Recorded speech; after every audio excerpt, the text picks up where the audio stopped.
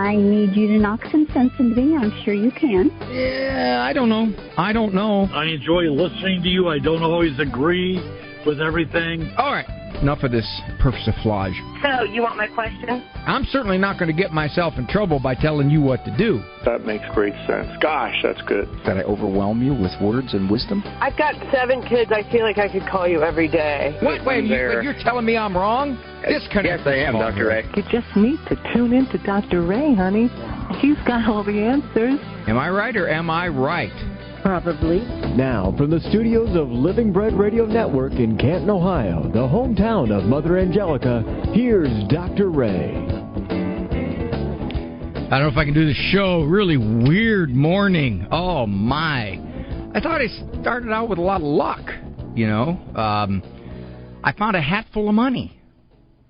And then, like 10 seconds later, I was being chased by this angry guy with a guitar. So I'm settling down finally. Finally settling down. This thing says reload. Okay, push that. There it goes. Now I'm there. Reload. Got it.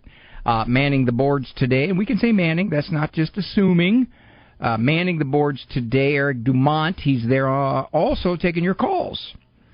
The call number is, as it has always been for quite some time, 877-573-7825. That is not the easiest number to remember. Although I just got another email the other day from someone who said, let's change it. 877-57-EQUAL. Don't know why you're saying that. And I say, well, basically we're saying that because that's really the most mnemonic thing we could get out of this, an acronym. 877-57-EQUAL if you'd like to get on to the show. But she suggested Dr.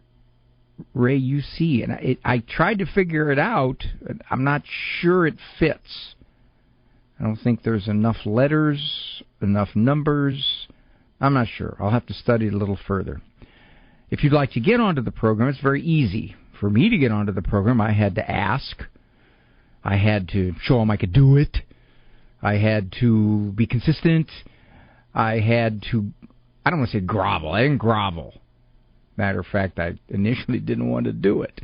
But I saw that it was something that fits into Catholic radio, and it allows me to, well, hopefully spread a few nuggets, a few seeds. 877-57-EQUAL is the number. Something in your life going on. Question about something you don't understand in the whole realm of the mental health area, or adjustment, or relationships. A lot of stuff. I mean, there's no limit, really. We try to go from conception to eternity. Back toward conception, it gets a little fuzzy, and out toward eternity, there's an awful lot we don't know. But in this infinitesimally small sliver of life, however many years it is, longer for some than others, we do our best to prepare, not only for eternity, but to live better now. And that's the irony, too. If you prepare for eternity, you're going to live better now, contrary to what most people think. I don't want to be religious. All it does is just stifle everything I want to do. Yeah, well, anything you want to do is probably, if you're wild and free about it, it's probably going to hurt you. All right, so let me go to Zach here, because there it is. There it is. Go to my book, get the exact data here. In August, about 5 years ago, we went to Buffalo, Station of the Cross. We did 4 TV shows in Buffalo. A wild, exuberant audience for the TV show. Heavy. We had 150 plus. I mean, that's a lot for a TV show. Well, we're going back. On August 19th and 20th, we will do 4 shows, 2 at night, each night.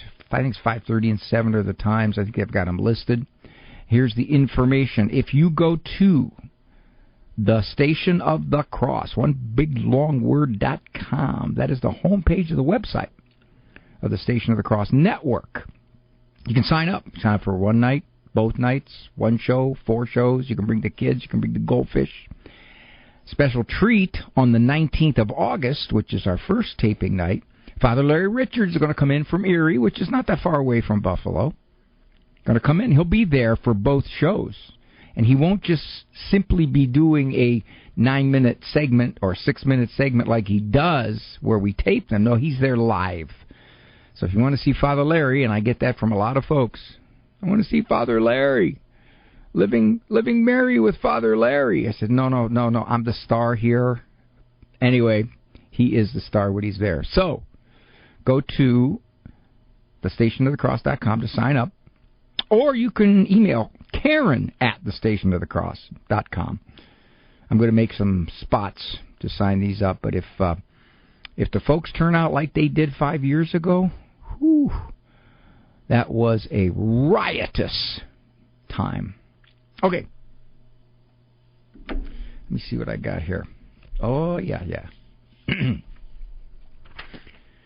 I believe, I've often mentioned this, that the phenomenon of so many young adults leaving the way they were raised religiously has never happened in the history of Christianity. Never. By and large, the main influences on you were your family, your close circle, your tribe, your village. You didn't have relentless waves of a culture that thinks very differently in its influence points. Media, social media, movies, music. It's on and on. And one of the things I've said to parents was that if your kids have left,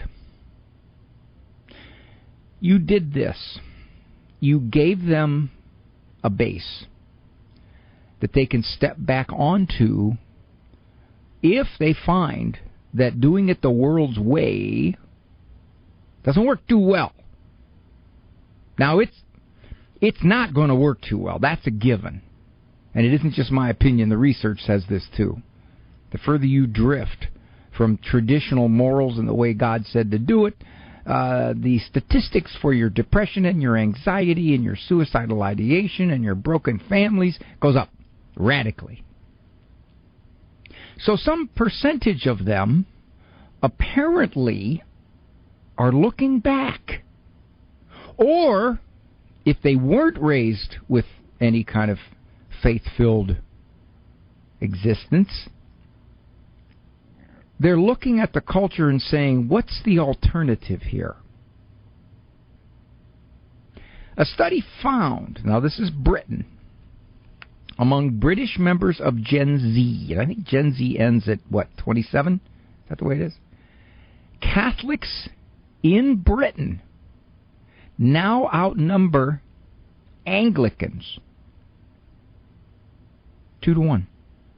Now, of course, Anglican was the main religion in Britain for a long time.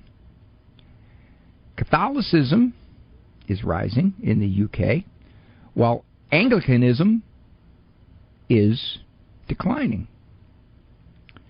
The report is from the Bible Study, which found, the Bible Society, which found that Christianity in general is growing in the United Kingdom after decades of decline.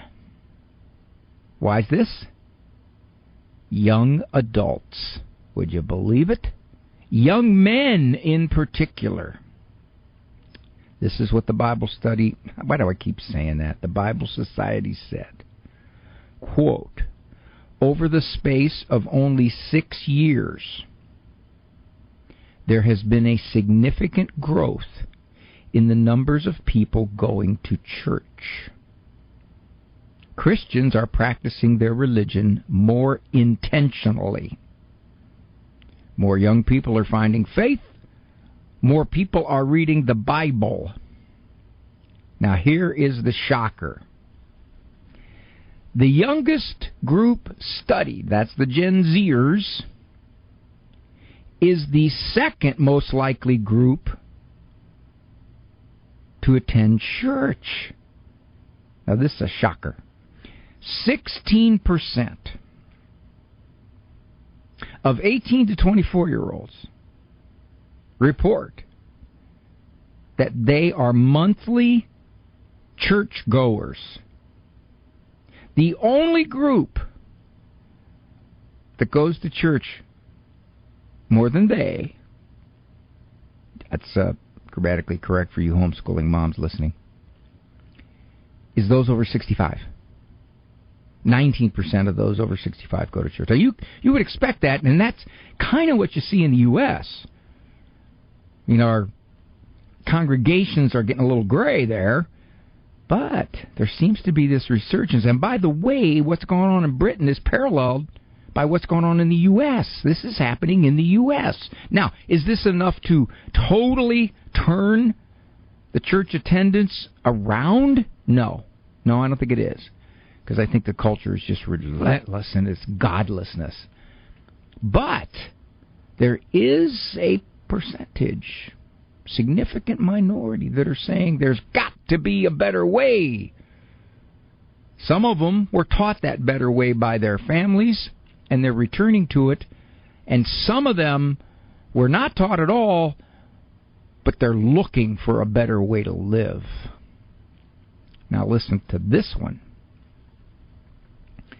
21% of the men in that 18 to 24-year-old group attend church monthly. 21. That's interesting. In the U.S., 17% of Catholics attend Mass. Now, the difference is it's weekly. And then 12% of the females do. 21% of the guys, 12% of the females. Why is this? Why is this? Religion is oftentimes viewed as a place for the women. And if you look at the congregations, you'll see that they're heavily weighted toward women. Well, okay, bad choice of words. But given that, what is this about the young guys gone to church at a rate twice the women? Father Spitzer, who's written a number of phenomenal books on how science is pointing toward religion and how miracles like Fatima, Lourdes, the Eucharistic miracles are pointing toward God. And he says that the guys seem to be a little more attracted to the evidence part of it, and the girls are a little more attracted to the emotional part of it. Well, if you're going to go by emotions, culture's really good at feeding your emotions. It's not so good at rational thinking. Among the 18 to 24-year-olds in Britain, 20% identify as Anglican. That's down from 30% 7 years ago. But among that group, 18 to 24, 41% identify as Catholic. The Catholic faith is providing the alternative to the squirreliness of what is going on in the thinking of our cultural elites. It's fascinating. This is fascinating. There's more to it, but I got to take a break and then get to your calls. 877-57-EQUAL is the number. I appreciate you joining me. Mother Teresa said, "The poverty of being unwanted, unloved, and uncared for is the greatest poverty." At St. Joseph's Helpers, their mission is not only to repair homes for those in need, but to repair hearts by providing companionship and peace of mind, especially for the veterans and the elderly. Their dedicated volunteers give their time to help with small household repairs, including minor plumbing and electrical. To request service, volunteer, or donate, visit St. Joseph's Helpers today at sjhelpers.org. That's sjhelpers.org. Why did God the Father permit His only Son to endure such torture, humiliation, and death for such an unworthy and ungrateful group as we humans? It is probably the greatest mystery of all times. The only explanations are love and justice, the Catholic Catechism tells us. The Father so loved His creatures He gave up His only Son to the cross to redeem us and to reconcile us to Himself. The Son loved us enough to freely offer up His life to the Father as a redemptive and reconciling act, making him both the paschal sacrifice, the Lamb of God who takes away the sin of the world, and the sacrifice of the new covenant, which restores man to communion with God.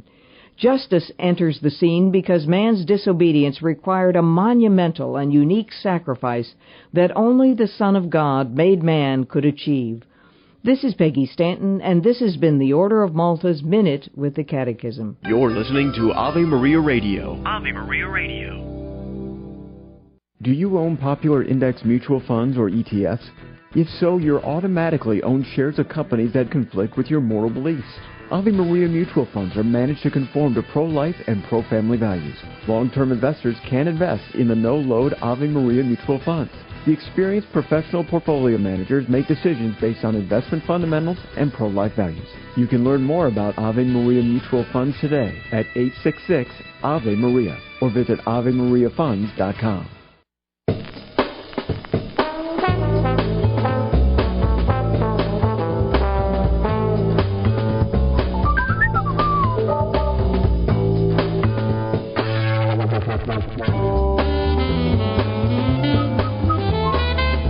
Thank you for joining me here. Doctor is in Monday through Friday, co-production, EWTN Global Catholic Radio Network and Ave Maria Radio Communications over there in Ann Arbor. Eric Dumont, call screaming, and also manning the boards. Sounds like a basketball game, doesn't it? Who's going to man the boards?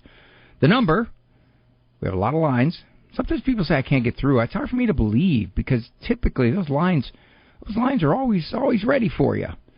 Number is 877-57 equal. Definitely want to hear from you.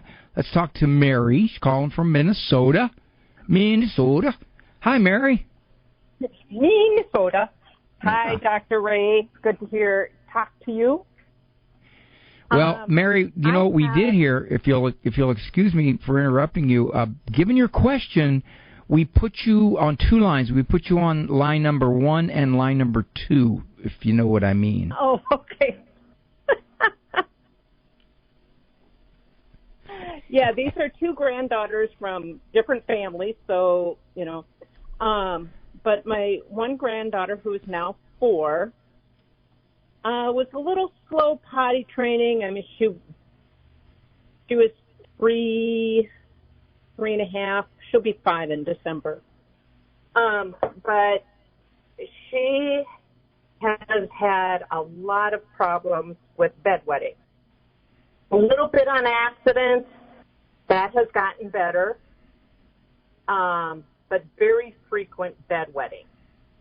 And I live with that daughter, and I was told, don't use the shaming thing. Okay, so I tried to be positive and say, what can we do about this, whatever. Well, wait, hey, Mary, wait a minute. I have heard enough times among the younger parents that they equate shaming with any kind of correction. I would suspect you're not going to shame your granddaughter, are you? You're not going to put her down because she wets the bed, right? Right. So why would your daughter say don't shame? Because I guess some people are like, well, and I have heard some of them say, you're too old for this. Why are you doing this? You're too old for this. To your little granddaughter? Saying that to my granddaughter, yes. Oh. Okay, well, who would say that? People that live with her? Her parents. Okay, wait a minute. I'm all confused now, Mary. Your daughter's saying don't shame her, but then she's turning around and... No, that's the other daughter. Okay. Can't tell the players without a scorecard. All right. He's with a granddaughter. Well, I yearn to figure this out here. All right. So at this point, now I'm going to assume they've had a good physical, nothing showing up. Yep, and she actually tried taking her to a chiropractor because a chiropractor said he could do something for it, but she didn't like it, so she had one visit and then she was done. Okay. And now she wets the bed multiple times a week. Well, let's look at not all, some of the most common explanations. One is developmental immaturity. You say she took a little bit longer to potty train. Maybe just developmentally, she's a little bit immature about that. I had a daughter wet the bed till age 12. Okay? Okay.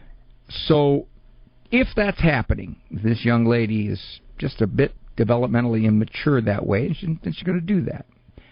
Or another explanation is she's a very sound sleeper. Oh, baby, she sleeps like a log, to use the cliche. So she just wets herself right through it. That's 2. 3, there's probably a few things you could do. For example, before you go to bed, I'm going to assume that she goes to bed a few hours before everybody else. Before you go to bed, you get her up, you take her to the potty. Put her on the pot. Okay, make sure she's all empty, if you will. That'll make it less likely. To make your life easier, you can simply say, well, we're gonna put you in pull-ups because I don't want to change the sheets every night. That's okay. That's not shaming her. That's simply saying, honey, for whatever the reason, you're sleeping through it. Some people do that. Okay, and it's not a matter of you're too old to be doing this. Now, I would guess that your other daughter is thinking that this little 4-year-old is just too, quote-unquote, lazy to get up. She's just like, I don't care. I don't feel like getting up and going to the bathroom. I'm just going to do it right here. She's got to be thinking that, to tell her that. And that's, I'm going to say, that's not the most common reason. So that said, you could offer some rewards. You could say, honey, any night that you stay dry, you can do a little experiment. Say, honey, any night you stay dry, in the morning, here's what we're going to do. And you give her some reward. Whatever you decide, you know what she likes. You give her some reward. Now, if that doesn't do much, then you probably are dealing with some kind of developmentally immature neurological system. But if it does, you may say, apparently she does wake up, but she doesn't get up. Interesting. Very interesting. You do that. But I think you cut the drinking. If she goes to bed at 8 o'clock, you cut the drinking by 5. You go to bed at 10:30, or if you're like me, 7 or 7:30. I try to stay up. I really do. People call me at 9 o'clock and say, did I wake you? That hurts. But get her up, take her over to the potty, say, okay, hon, we're going to put you on here, make sure you go to the potty. And then if she's still wetting things, you can more or less say, well, this might be something you're going to outgrow. But until you do, we're going to make sure you're in pull-ups at night so we don't have to keep changing this bed. Yep. Okay. That's how you free. I'll have to convince the daughter that I live with of that, because it's like, well, I don't want to spend that money. Well, you're spending the money on washing sheets. Wait a minute. Oh, okay. She doesn't want to spend the money on Pampers. Pull-ups. Pull-ups. Yeah. Well, okay. But. And then the second daughter has a daughter, and she trained early. I think she was fully trained by the time she was 2, even overnight. You know what, Mary? I'm going to have to ask you, honey. Give me a call back, because I've got other calls, and I'm coming right up against a hard break. So if you can do that, all right. You take good care. Much. This is Dr. Ray, 877-57-EQUAL. That's the number to call to get onto the program. Delighted to have you with me. Sam was here. He just went away. Sam, what happened?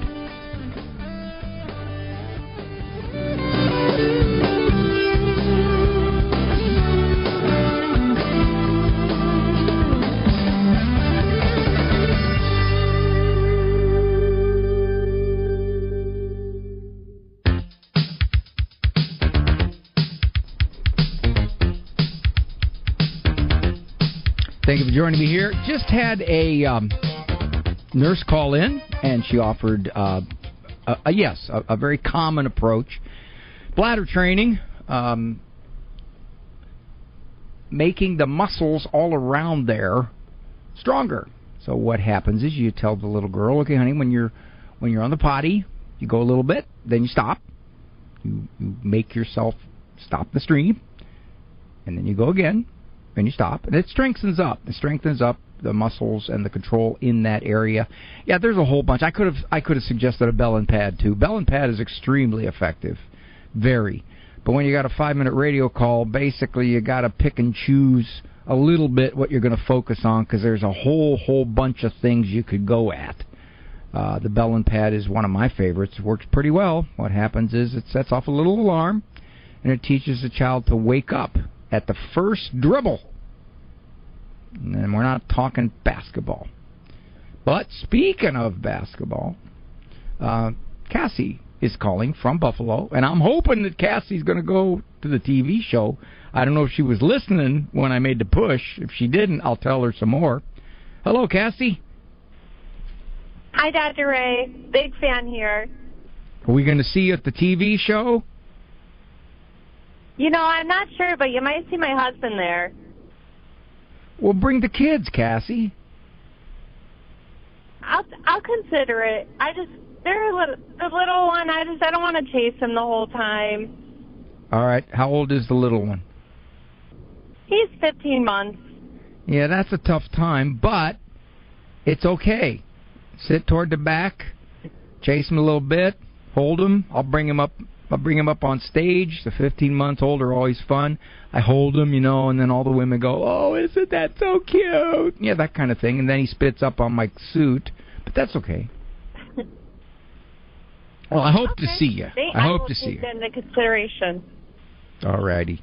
So, you got a 9-year-old boy playing in sports, huh?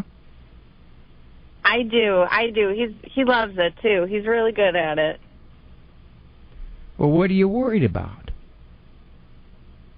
Well, I think I just, overthink things, and I feel like I already know the answer, but he just, wants to run off and play with his other, the teammates and some kids from the other team, some older boys, and while I'm watching his sisters at soccer, so he gets an hour of free time, and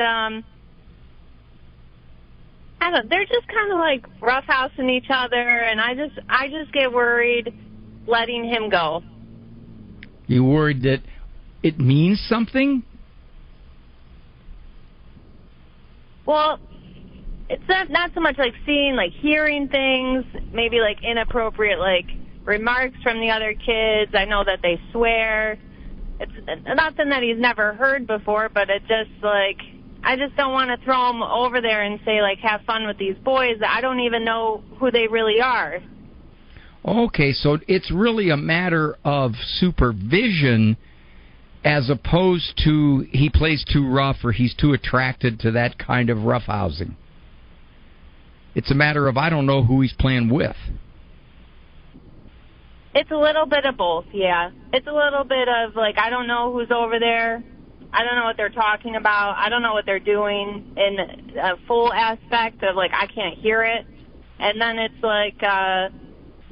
sometimes, they're just, they seem a little aggressive towards each other. They're throwing balls at each other, and they're, being a little nasty, taking each other's stuff. But I think I'm just overthinking it.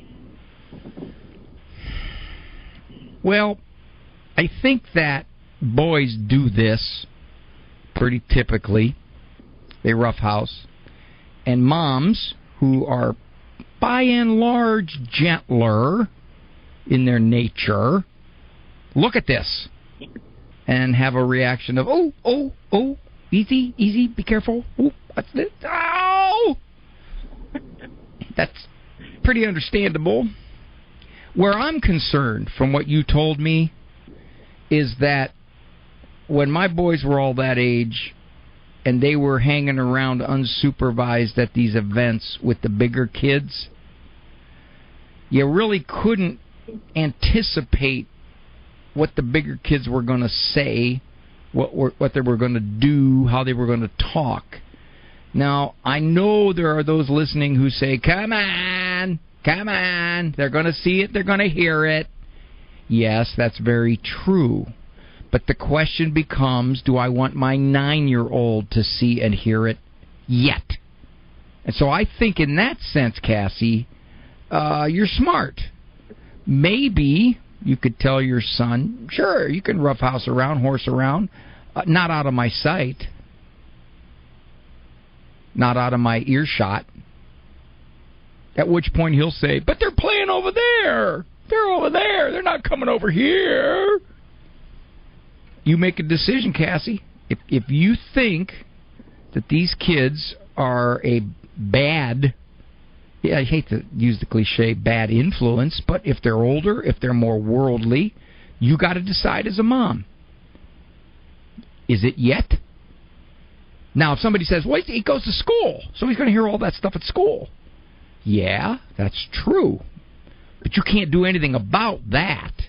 So you don't take something you can do something about and say, well, since he's going to see it where I can't do anything about it, I might as well let him experience it where I could do something about it. So I guess what I'm saying, Cassie, is you make the judgment on how worldly these kids are. I wouldn't make the judgment on boys roughhousing and horsing around. That wouldn't bug me. That's just kids, and he may like mixing it up with an 11-year-old.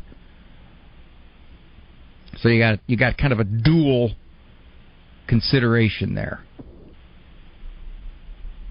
Okay. Is that what you thought I was going to say?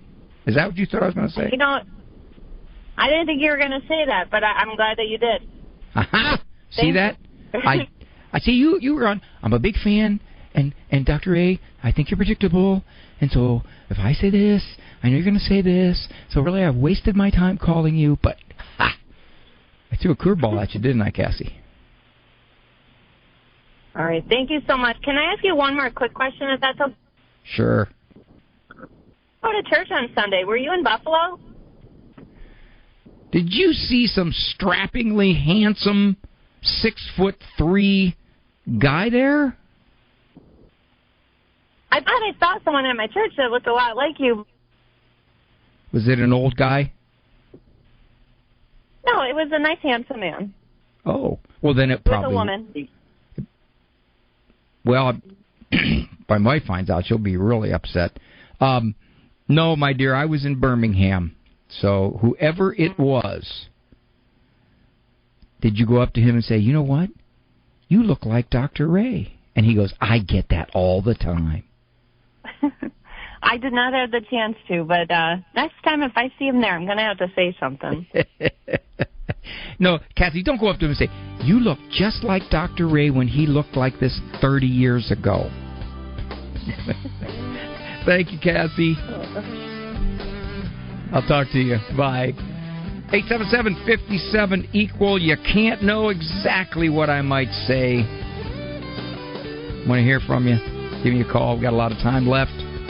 Easy enough to get together.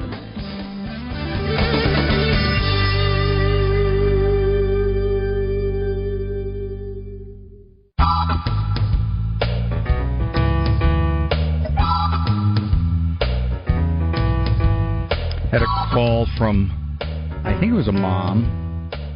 She was responding to the call that we got from Mary, the grandmother with a 4-year-old and the 3-year-old. The 4-year-old's still waiting to bed at age 4, which is not all that unusual.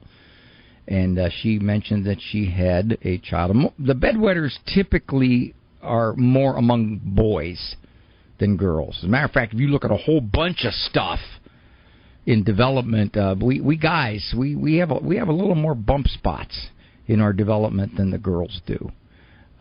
They're just, doggone it, they're just put together better. But yes, I had a daughter who was 12, and we got to the point where she essentially said, I want to wear pull-ups so that I don't wet the bed anymore, and she finally outgrew it at age 12. Okay, let me give you the number and then get back to the phones.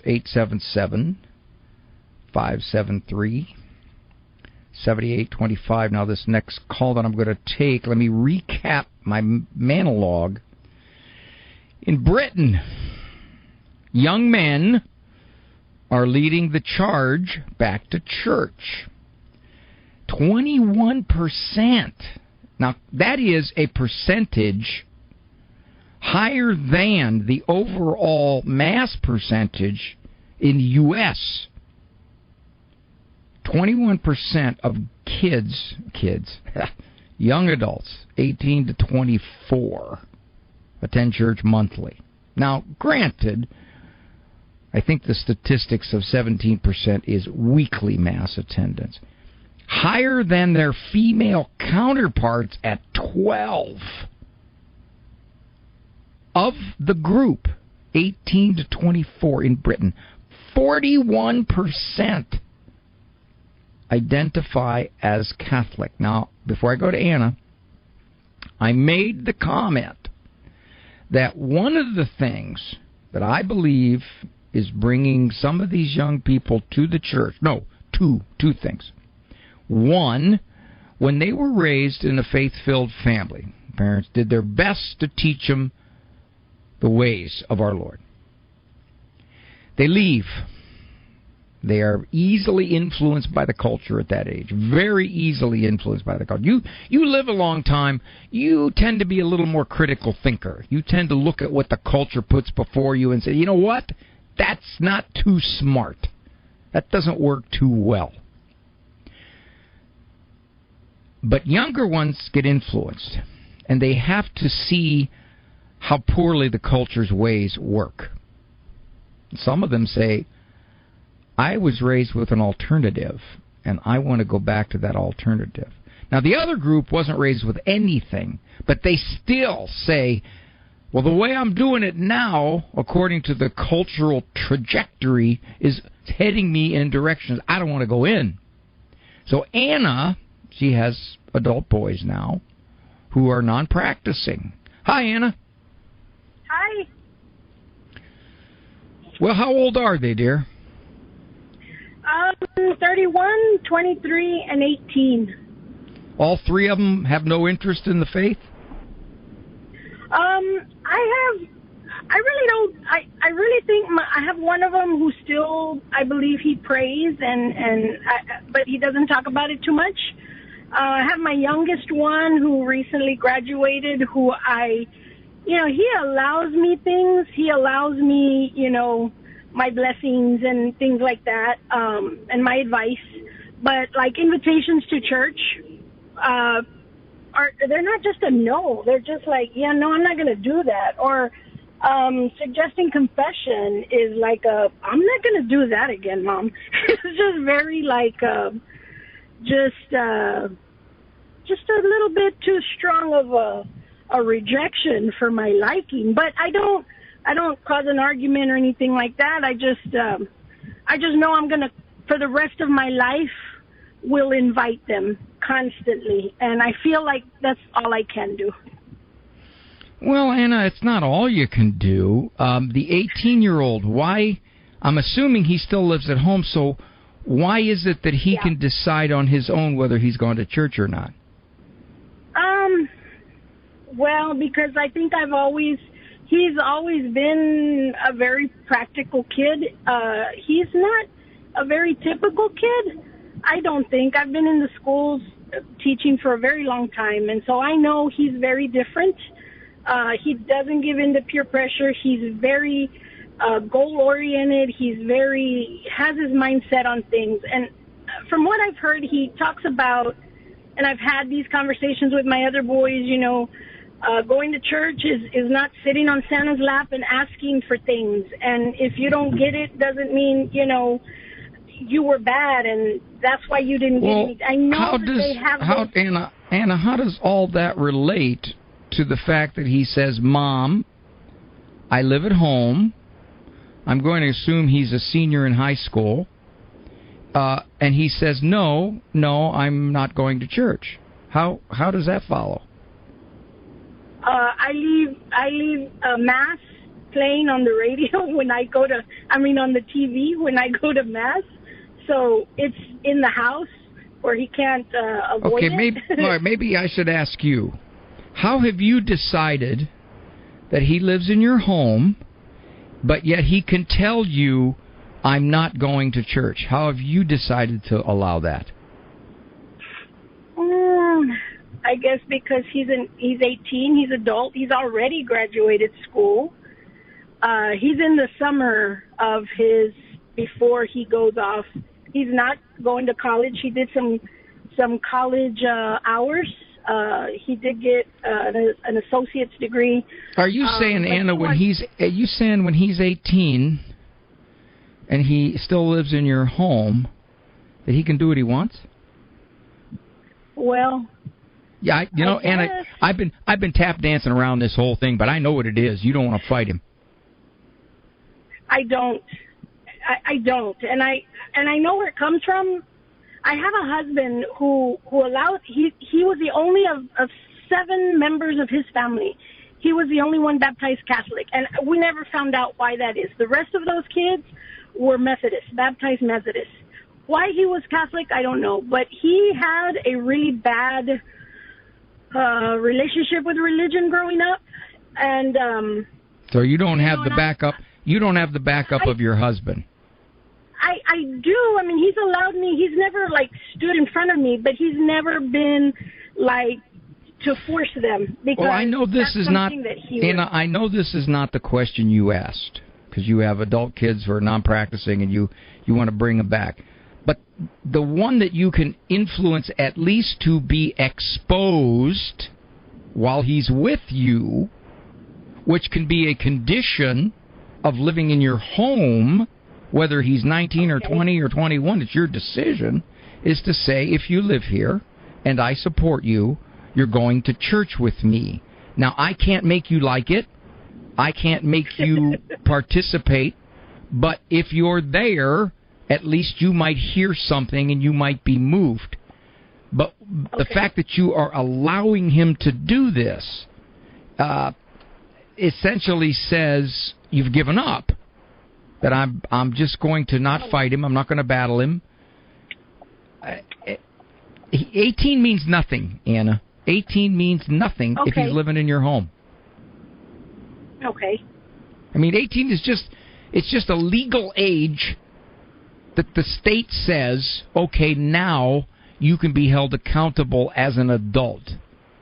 That's it. That's all it says. It doesn't mean anything other than that. The parent decides, if you're living here, here's my conditions. Okay.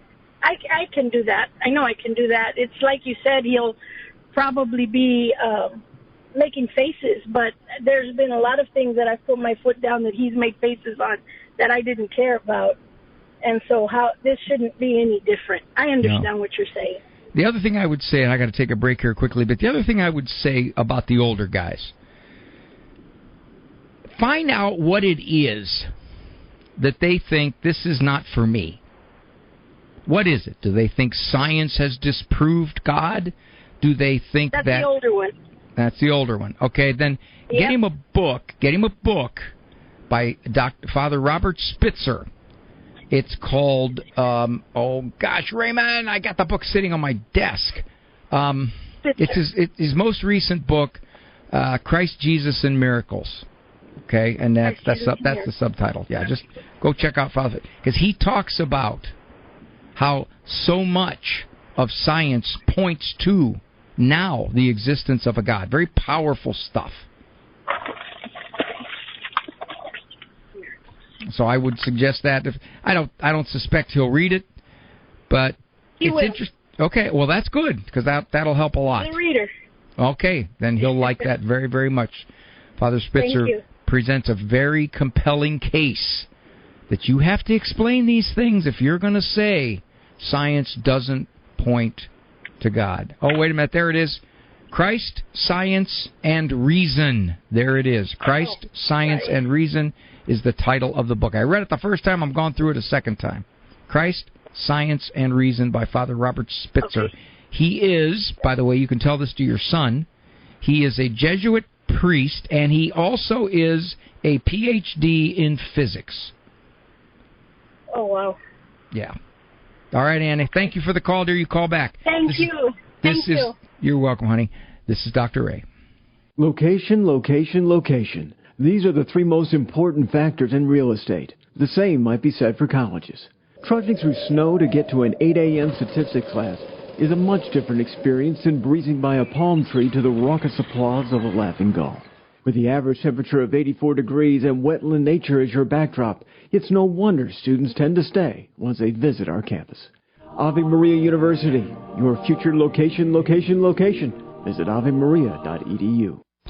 When one has real love for another, not mere emotional attachment, that one moves out of the isolation of his own existence to know the other's thoughts, emotions, sufferings, and even beyond this, to know the other's reality. The illusion, though, is that loving is a natural capacity, easily and automatically acquired. This is an illusion reinforced by the popular concept of falling in love, a term implying a complete lack of volition. Fundamentally, though, the notion of love's facility is not true, for the whole process of coming out of ourselves is not easy or automatic. Now, especially, in our climatically controlled, screen-dominated worlds, we exist within our own spaces, within our own minds, and those who are the most difficult to see become the most difficult to love. GuadalupeWorkers.org. We are the pro-life generation, passionate about building the culture of life in our healthcare and in our nation. But not all healthcare options are equally pro-life, and some provide morally objectionable procedures. CMF Curo is different. CMF Curo is a pro-life Catholic healthcare ministry providing a pathway for its members to build the culture of life in their healthcare choices, not destroy it. Learn more about CMF Curo at mycatholichealthcare.com. That's mycatholichealthcare.com.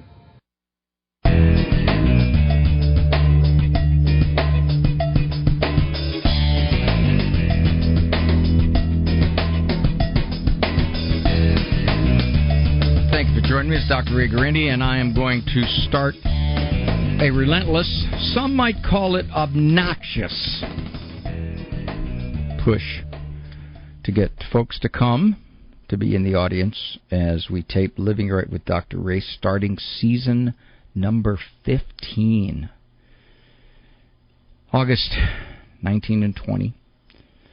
I think that, yeah, let me I got to check those dates. It's sitting off. I should know exactly when it is, but let's see. Yeah, it is August 19 and 20 in Buffalo, Station of the Cross Turf.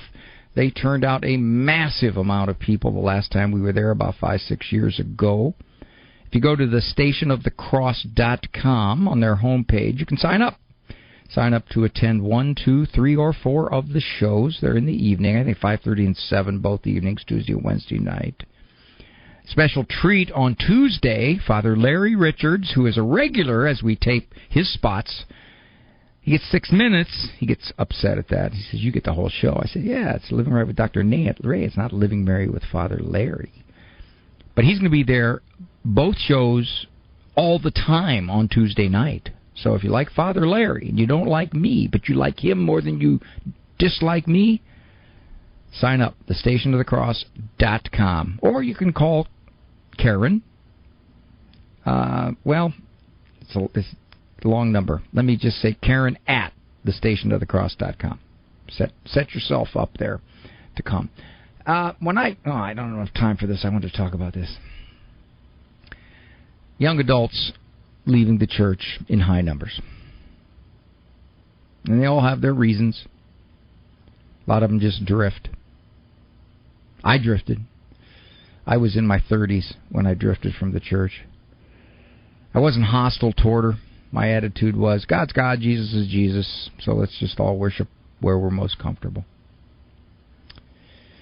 And my struggle to come back was a long one, but I thank God for it. But I look back on that, and I try to understand why I did that. To give me some insight into why it is that young people just kind of decide, this religion thing is not for me. And there isn't any sense of, what if I'm wrong? What if it's reality? What if it's truth? And it amazes me how few people at least in our culture now, explore that question. I've got to look into this. This is the question of life. Everything else in life's going to end. And I think part of it is when you're 28, and I've talked about this regarding tattoos. When you're 28, you just think you're going to live forever. You'll always be 28. That's why you get a tattoo at 28. You don't even think about what it's going to look like when you're 45, because you're going to be 28 forever. And maybe that's why they don't think about religion. I'm going to be this age forever. I'm going to be 23 forever. It's not for me. By the way, the book that I was talking with Anna about, Christ, Science, and Reason by Father Robert Spitzer, What We Can Know About Jesus, Mary, and Miracles. Very powerful book that essentially says, okay, people, I will give you the evidence. You see where it takes you. You don't need scientific evidence to believe in God, to follow Christ. But if it can push you that way, it's good. Walk with God, the infinite walk. For information on Dr. Ray's presentations, books, and CDs, visit drray.com and follow him on Facebook and Instagram. The Doctor Is In is a co-production of Ave Maria Radio and EWTN Radio and carried across the EWTN Global Catholic Radio Network.